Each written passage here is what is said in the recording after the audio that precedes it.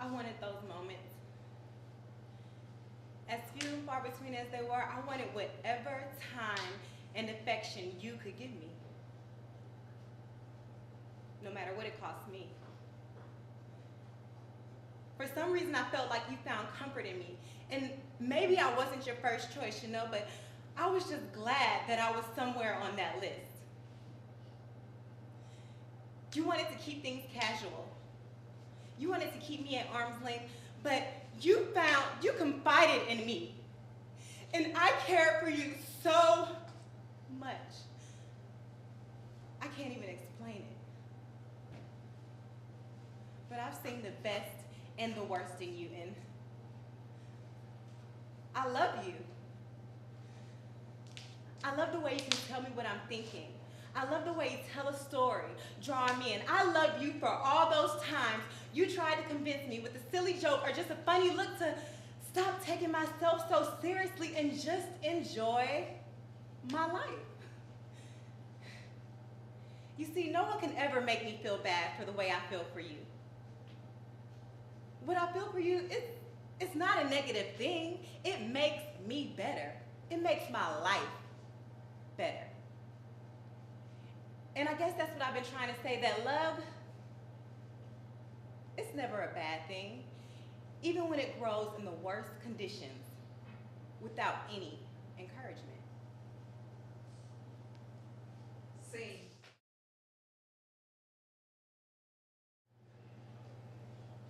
before I started taking yoga, sis, if I would have found out that you slept with my boyfriend, I wouldn't have shown up.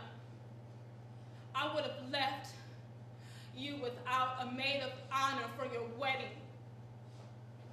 But yoga teaches us faithfulness. I would have taken your wedding dress and sold it on eBay. But yoga teaches non-stealing. I would have returned your wedding gift and bought that clutch purse that I had my eyes on. But yoga, it teaches us non-grief. I would have said, I know, and I don't care, you haven't hurt me. But yoga teaches truthfulness.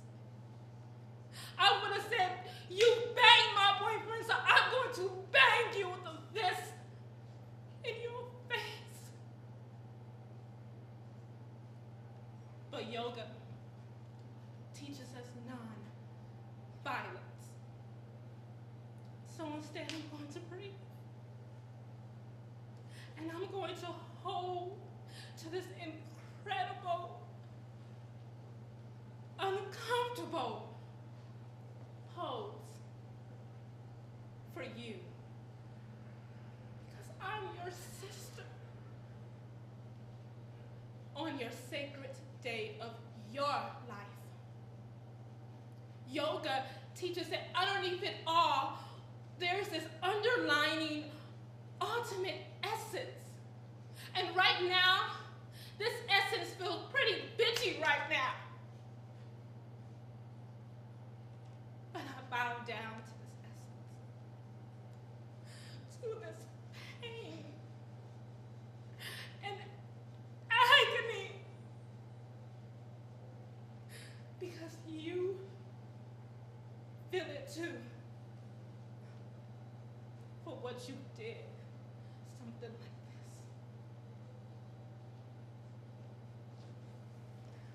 Say. No, see, you accept what you gotta accept and you work with it. He's gotta be somewhere. Maybe he's doing some good too. Maybe some of the boys want to get caught. That's why his father beat him. Not gonna lie. I'm talking about the boy's nature now. Not anything he does.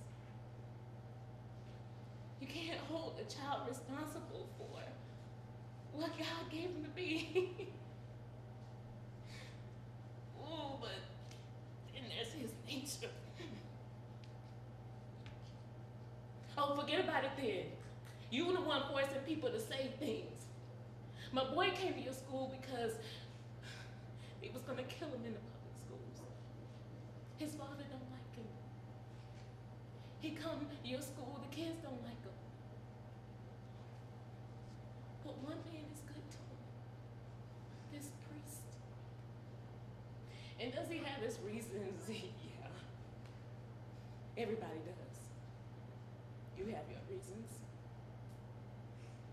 But do I ask him why he's good to my boy?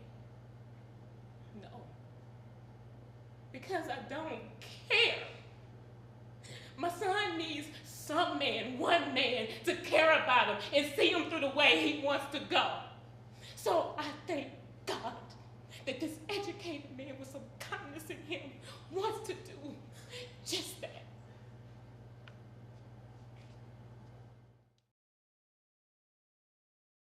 As long as schools are segregated, Negroes will receive an education that is both separate and unequal. By Oklahoma's own reckoning, they're spending 5 times more on the education of a white child than they're spending to educate a colored child. That means better textbooks for that child than for that child. Oh, I say that's a shame, but my opponent here thinks that today is not the day for coloreds and whites to go to the same college, to walk on the same campus, to walk into the same classroom. Well, would you kindly tell me when that day is going to come? Is it going to be tomorrow, next week, 10 years from now? Never? No. The time for freedom and the time for equality is always, always right now.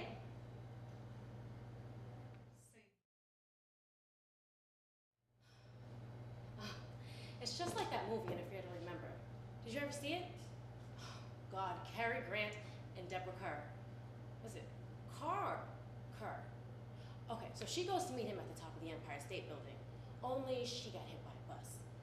And he waited, and it was raining, I think. And then she's too proud to tell him that she's a cripple. And he's too proud to find out why she didn't come. But he decides to come see her anyway. I forget why, but it's so great when he comes to see her because he doesn't even notice that she doesn't get up to say hello. And he's very bitter, and you think he's just gonna walk out the door without ever knowing why she's lying there on the couch with the blanket covering her shriveled legs, and then suddenly, he goes. Soul the painting, and he goes to the bedroom, and he looks, and he comes out, and he looks at her, and they just kind of, and they hug, and it's just so, God, I love that movie. Scene. Hi, my name is Andane Murray Brown. I am a free spirit. I'm a human behavior expert. I'm an educator. I'm a fashion designer. I'm a lover of all things, especially God's creations. And I am an actor. I thought you did a great job with this. I completely believe the connection that you had with who you were speaking to. I guess you were talking to the guy. Yes. And telling him that you loved him. I believed all that. Even there were moments, even in your facial expressions that were not planned.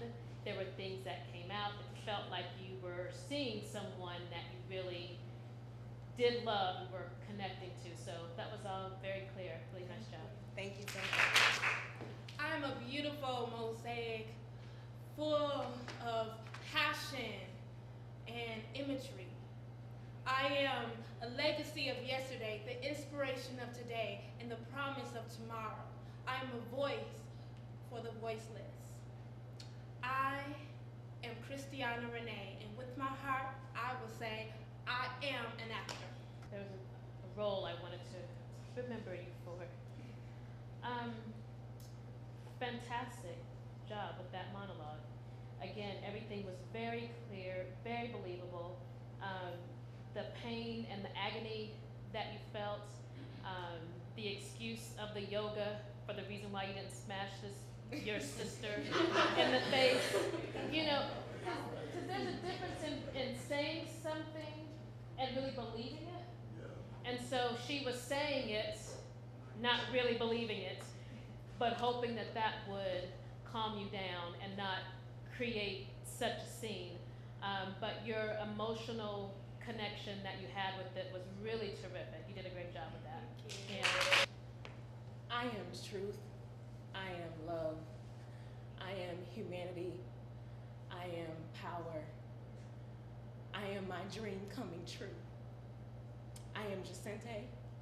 I am an actor.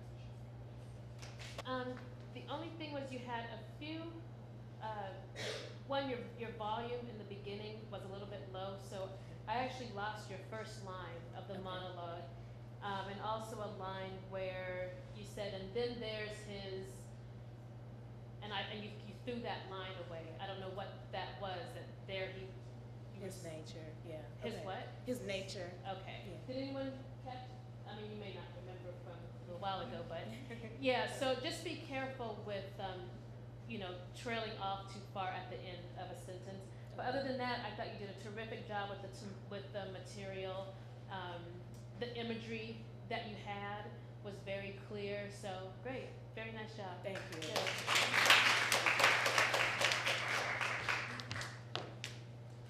I am London Ransom. I'm dedicated to my craft. I am funny and determined to put a smile on everyone's face, one embarrassing story at a time. I am an actor.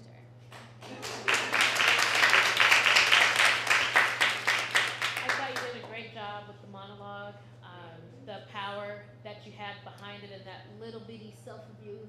Comes from the diaphragm. You were much bigger than, your presence was much bigger than what we actually see, which is terrific because, oftentimes people will tend to perform something in a small way, but you really had a lot of power and force behind it, and I believe that you were going to start a revolution, so great job with that. Thank you. I am fierce, I am fun, I'm motivated, I'm focused on this acting thing. I moved all the way down here from Boston, Massachusetts, where it's cold, to come down here and pursue my dream. And I'm going to do that. I'm going to reach heights that have not been reached because I am an actor.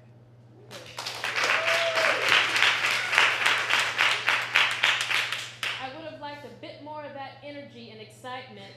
See your face, the way you're talking about being an actor. You don't really like that movie you were talking about.